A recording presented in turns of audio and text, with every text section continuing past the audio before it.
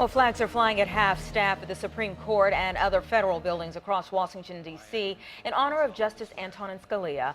Scalia served on the Supreme Court since 1986. The 79-year-old died in his sleep this weekend during a hunting trip to Texas. The ramifications of his death are far and wide, and it really impacts a case involving former Governor Bob McDonnell. Andy Fox is here now with what the sudden death means to Bob McDonnell. Andy? Anita and Stephanie, it means McDonnell has lost what he had considered a favorable vote in his appeal on corruption charges. Justice Scalia had a clear record of supporting narrow interpretations of conflict of interest. Now that voice is gone.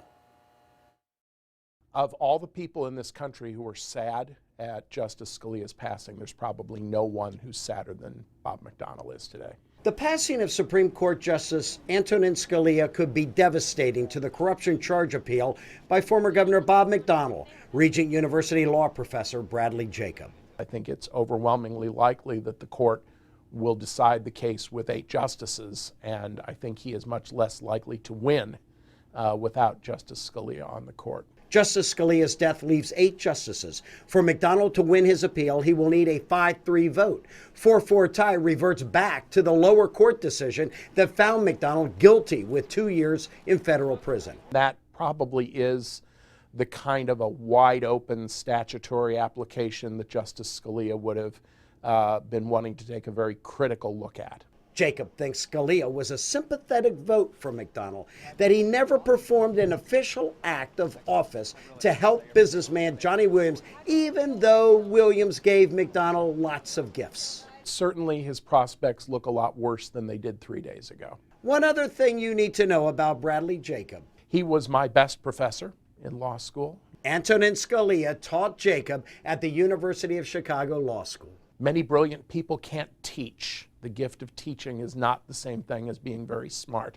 But Scalia was that rare combination of brilliant teacher, brilliant mind who was also a gifted teacher. Scalia was a larger-than-life figure. He was this robust, effervescent Italian guy who anytime he walked in the room, you knew he was there.